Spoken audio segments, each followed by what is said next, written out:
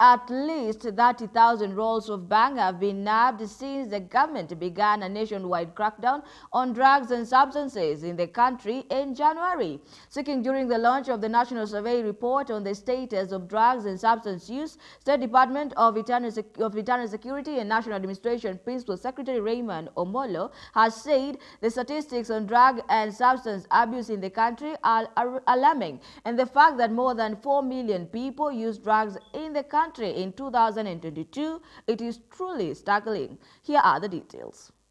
Over 10,000 people are expected to attend the burial of Mukami Kimathi, the wife of the late freedom fighter Dedan Kimathi, at Jabini in Nyandarua County on Saturday.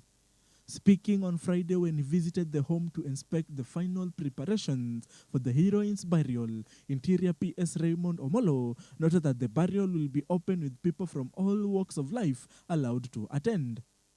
And as you are aware, we are at the tail end of preparations to be able to give our heroine a befitting send-off tomorrow. I have done a walk around with a team that has been on the ground.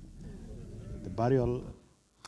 Once again, a bit of technical issues there. Do of course pardon us. And now going back to the story, at least 30,000 rolls of bang have been nabbed since the government began a nationwide crackdown on drugs and substances in the country in January. Speaking during the launch of the nationwide survey report on the status of drugs and substance use, State Department of Internal Security and National Administration Principal Secretary Raymond Omolo has said the statistics on drugs and substance abuse in the country are alarming, and the fact that more than 4 million people use drugs in the country in 2022 is truly staggering. Here are the details. The National Authority for the Campaign Against Alcohol and Drug Abuse released a report on the status of drug use in Kenya in 2022. It revealed that the average initiation age of tobacco, alcohol, cat, cannabis, prescription drugs, cocaine, and heroin average is 16 to 20 years. However, the minimum age of initiation for tobacco was 6 years, alcohol 7 years, cannabis 8 years, cat 9 years, prescription drug 8 years, heroin 18 years, and cocaine 20 years. And putting together this wonderful report. Speaking during the launch of the National Survey report on the status of drugs and substance use, State Department of Internal Security and National Administration Principal Secretary Raymond Omolo has said the statistics on drugs and substance abuse in the country are alarming, and the fact that more than 4 million people use drugs in the country in 2022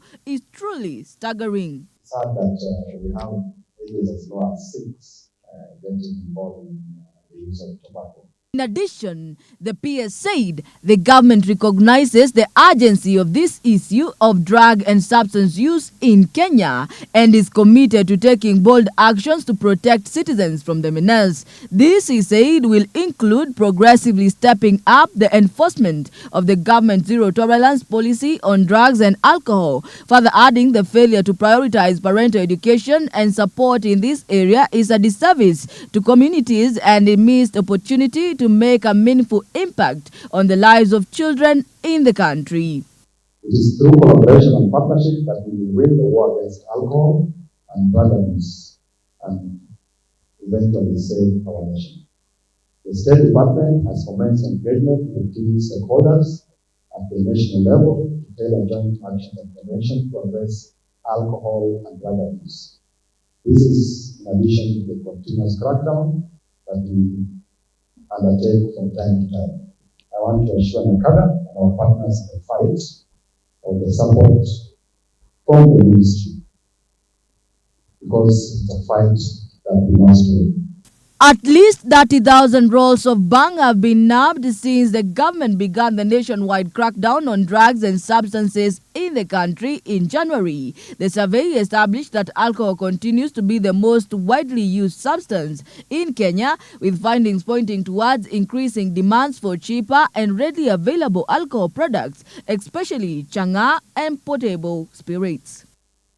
According to the report, 1 in every 6 Kenyans aged 15 to 65 years, adding to a total of 4,733,152, is using at least one drug or substance of abuse. The newly released 2022 National Survey indicates that the Western region had the highest prevalence of current use and at least one drug or substance of abuse at 26.4%, followed by the Eastern at 20.7%, and Nairobi at 19.1%. Nairobi region had the highest prevalence of manufactured legal alcohol, that is at 10.3%, followed by Central 10% and Eastern 8.4%. Central region had the highest prevalence of potable spirits at 4.1%, followed by Coast 3.2% and Rift Valley 3.1%.